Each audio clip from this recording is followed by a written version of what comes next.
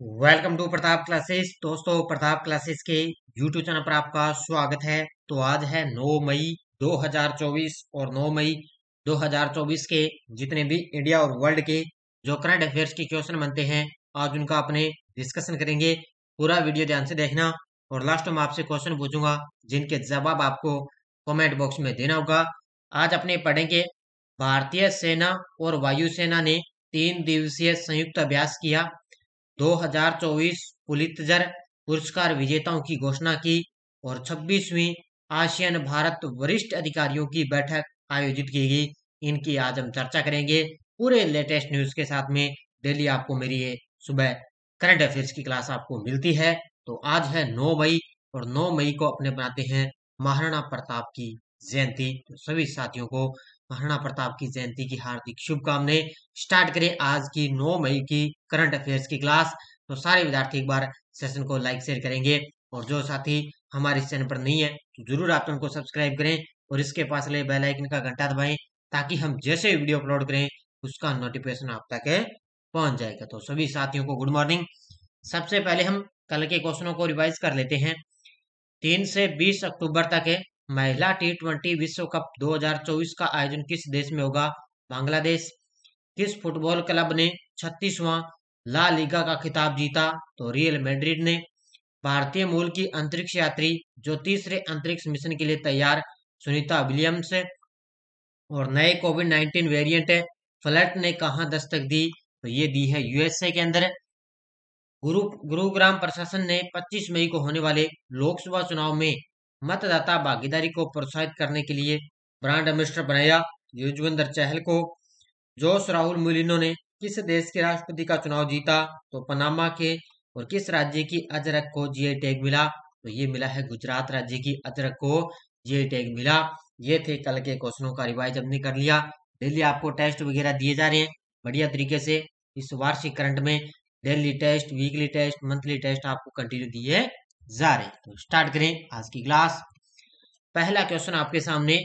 हाल ही में भारतीय सेना और वायुसेना ने 3 दिवसीय संयुक्त अभ्यास किस राज्य में आयोजित किया है? तो भारतीय सेना और वायुसेना तो दोनों ने मिलकर 3 दिवसीय संयुक्त अभ्यास किया है पंजाब राज्य के अंदर। कहां पर किया है? पंजाब राज्य के अंदर ये अभ्यास किया गया। ये तस्वीर में आप देख सकते हो, भारतीय सेना भी है और वायुसेना है। इन दोनों ने मिलकर पंजाब के अंदर 3 दिवसीय संयुक्त अभ्यास किया है। देखो, तो यह है सेना की पश्चिमी कमान के तत्वाधान में भारतीय सेना की खड़गा कोर ने पंजाब में कई स्थानों पर भारतीय वायुसेना के साथ 3 दिवसीय संयुक्त अभ्यास सफलतापूर्वक आयोजित किया है। तो भारतीय वायुसेना के साथ पंजाब के ऐसे कई स्थान है जहां पर इन्होंने अभ्यास किया। इस अभ्यास के अंदर गगन स्ट्राइक द्वितीय शीर्षक वाले इस अभ्यास में अपाचे और ALH WSI हेलीकॉप्टर, निहत्थे हवाई वाहन और भारतीय सेना के विशेष बलों सहित विभिन्न बल गुणक है वो इसके अंदर शामिल थे। तो याद रखना, गगन स्ट्राइक द्वितीय और इसके अंदर अपाचे भी हेलीकॉप्टर था और इसके अलावा WSI हेलीकॉप्टर ये इसके अंदर इसके शामिल थी। नेक्स्ट है, हाल ही में संयुक्त राज्य अमेरिका के किस विश्वविद्यालय द्वारा पुलित्जर पुरस्कार 2024 की घोषणा की गई? तो संयुक्त राज्य अमेरिका के द्वारा पुलित्जर पुरस्कार 2024 की घोषणा की गई और कौन सा विश्वविद्यालय? वो है कोलंबिया विश्वविद्यालय के द्वारा। किसके द्वारा? कोलंबिया विश्वविद्यालय के द्वारा पुलित्जर पुरस्कार 2024 की घोषणा की गई है। किसके द्वारा? कोलंबिया विश्वविद्यालय। अब देखो, मुख्य मुख्य चीज आपको इसके अंदर याद रखनी है। संयुक्त राज्य अमेरिका के कोलंबिया विश्वविद्यालय ने 7 मई 2024 को पुलित्जर पुरस्कार विजेताओं की घोषणा की है। इसमें पुलित्जर पुरस्कारों को पत्रकारिता के क्षेत्र में सबसे प्रतिष्ठित पुरस्कार माना जाता है। अब ध्यान रखना, पत्रकारिता के क्षेत्र में सबसे बड़ा ये पुरस्कार माना जाता है। यह पुरस्कार 15 पत्रकारिता श्रेणियों और 8 कला श्रेणियों में काम को मान्यता देता है। तो 15 पत्रकार सहित है और 8 कला श्रेणियों में यह पुरस्कार दिया गया। अब मेन मुख्य मुख्य आपको याद रखने, देखो, लोक सेवा के अंदर मिला है यह पुरस्कार इसके पत्रकारों जैसे Joshua Kaplan, Justin Elliott, Brett Murphy, Alex Mierjeski और कस्टमर के खोजी रिपोर्टिंग के लिए इनको दिया गया लोक सेवा। उसके बाद में खोजी रिपोर्टिंग द न्यूयॉर्क टाइम्स की हन्ना ड्रेयर को इस पुरस्कार के लिए चुना गया है। ये हन्ना ड्रेयर है, इनको मिला है खोजी रिपोर्टिंग। इसके अलावा अंतर्राष्ट्रीय रिपोर्टिंग न्यूयॉर्क टाइम्स अखबार की पूरी स्टाफ को यह पुरस्कार दिया गया। अखबार को उसके 7 अक्टूबर को दक्षिणी इजराइल में हमास के घातक हमले और इजराइल की खुफिया विफलताओं और गाजा में इजरायली सेना की प्रतिक्रिया की व्यापक और रहस्योद्वादन कवरेज के लिए पुरस्कार इनको दिया गया। अंतर्राष्ट्रीय रिपोर्टिंग। इसके अलावा संपादकीय लेखन द वाशिंगटन पोस्ट समाचार पत्र के डेविड ई हॉफमैन को यह पुरस्कार मिला। ब्रेकिंग न्यूज फोटोग्राफी के लिए रॉयटर्स समाचार एजेंसी के फोटोग्राफी टीम को पुरस्कार मिला। और फीचर फोटोग्राफी एसोसिएटेड प्रेस समाचार एजेंसी के फोटोग्राफी टीम को। और audio reporting invisible institute of USC audio के कर्मचारी को पुरस्कार मिला। हालांकि मैंने तो ये आपको बता दिए मुख्य मुख्य, लेकिन आपको मुख्य मुख्य आपको याद रखने, इसी पूरी डिटेल आपको पढ़ने की जरूरत नहीं। ये पत्रकारिता से संबंधित जो है पुरस्कार दिए गए। इसके अलावा कला के क्षेत्र में भी और भी पुरस्कार हैं, लेकिन वो आपके लिए ज्यादा लिए महत्वपूर्ण नहीं है। हाल ही में 26वीं आसियान भारत वरिष्ठ अधिकारियों की बैठक कहाँ आयोजित हुई है? हाल ही में 26वीं आसियान भारत वरिष्ठ अधिकारियों की बैठक आयोजित हुई है नई दिल्ली के अंदर। कहाँ पर आयोजित की गई? नई दिल्ली में इस बैठक की आयोजन की गई है। तो कौन सी है? 26वीं आसियान भारत वरिष्ठ अधिकारियों की बैठक। तो 26वीं आसियान भारत वरिष्ठ अधिकारियों की बैठक नई दिल्ली में सचिव हैं पूर्व थे जयदीप मजूमदार और सिंगापुर के स्थायी सचिव हैं अल्बर्ट चुआ की सह अध्यक्षता में ये बैठक आयोजित की गई। इन्होंने कहा इस चर्चा के अंदर कि आसियान भारत कार्य योजना 2021 से लेकर 25 में उल्लेखित आसियान भारत संबंधों की समीक्षा करते हुए जुड़ाव के 3 संबंध है राजनीतिक सुरक्षा, आर्थिक और सामाजिक सांस्कृतिक को शामिल किया गया है। यानी कि इस मतलब इस बैठक का मतलब यही है कि आसियान भारत के अंदर मतलब है जो कार्य योजना है ना, भारत आसियान और भारत के संबंधों की समीक्षा करने के लिए इन 3 स्तंभों से राजनीति के बारे में, आर्थिक के बारे में, सामाजिक सांस्कृतिक के बारे में इसको शामिल किया गया।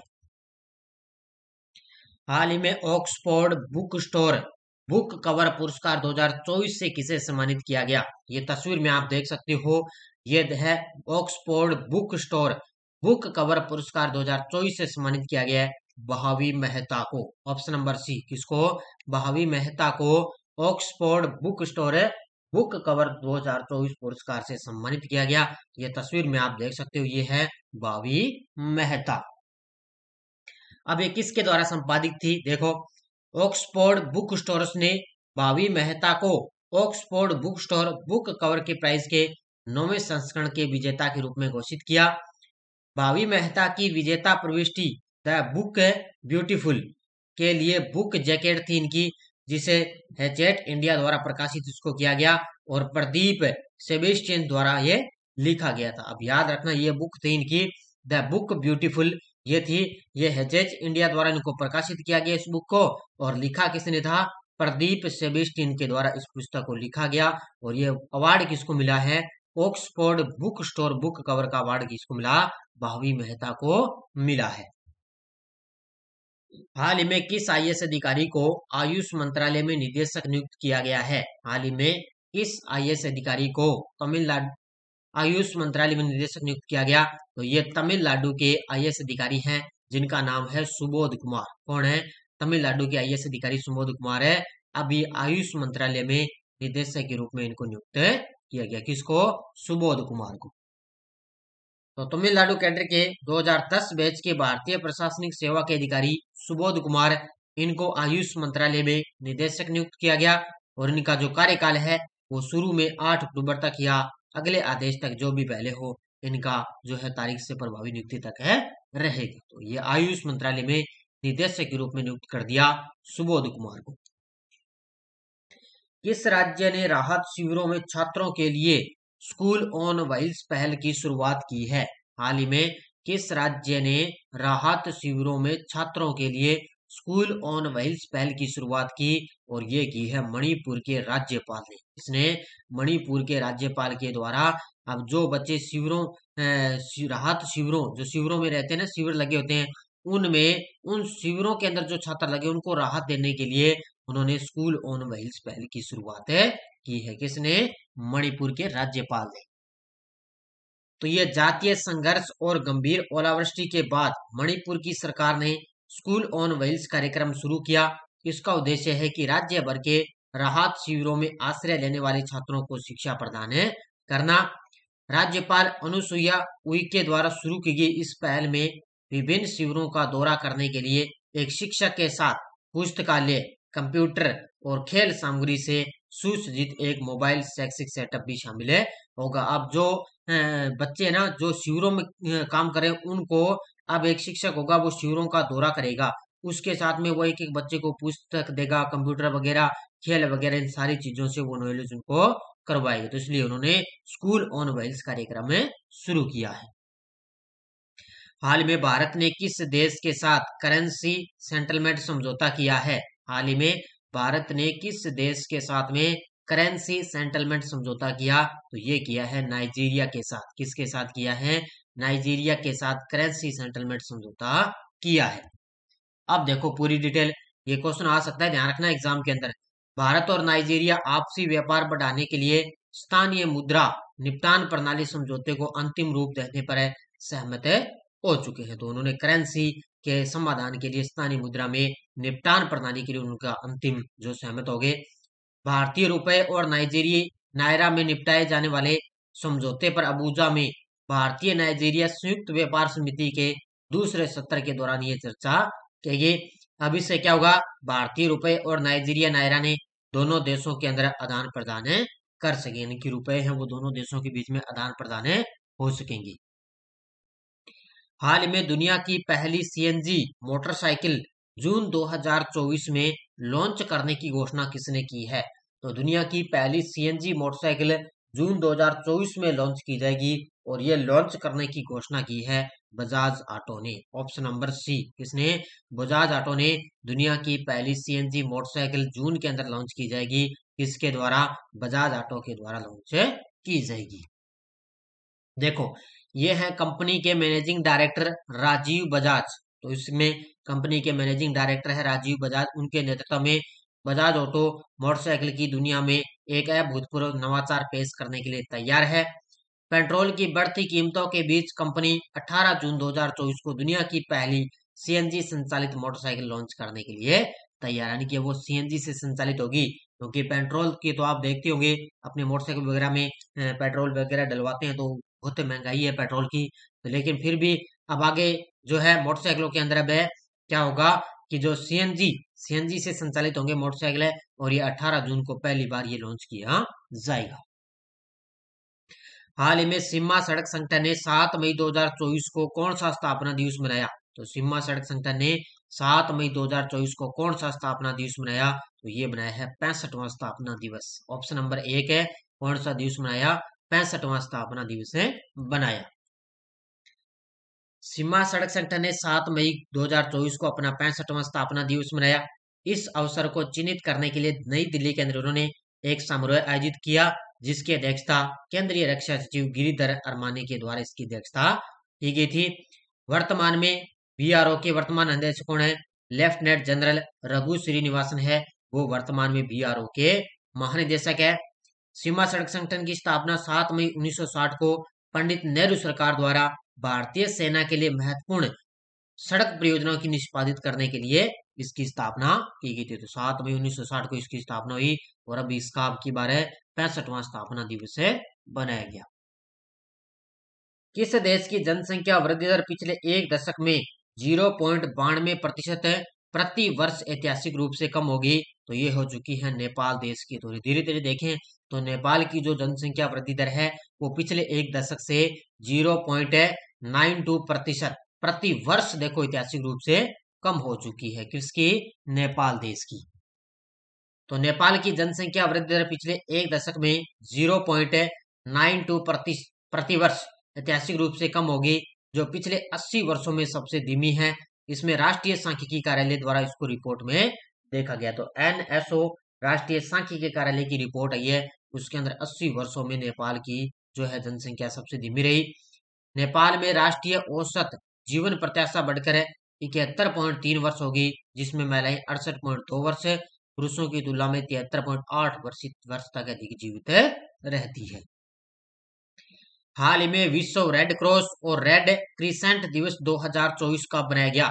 हाल ही में विश्व रेड क्रॉस और रेड क्रिसेंट दिवस 2024 कब बनाया गया? तो ये बनाया गया, ध्यान रखना, 8 मई को। कब बनाया गया? ये 8 मई को अपने विश्व रेड क्रॉस है और रेड क्रिसेंट दिवस 2024 से बनाते हैं। अब मेन मुख्य आपको थीम याद रखनी है। तो 8 मई को मनाया जाता है ये अंतर्राष्ट्रीय रेड क्रॉस और रेड क्रिसेंट मूवमेंट की विशिष्टता और एकता को जश्न मनाने के लिए एक वैश्विक दिन है। तो इसकी थीम आपको याद रखनी है, जो 2024 की थीम रही है, मैं खुशी से देता हूं और जो खुशी में देता हूं।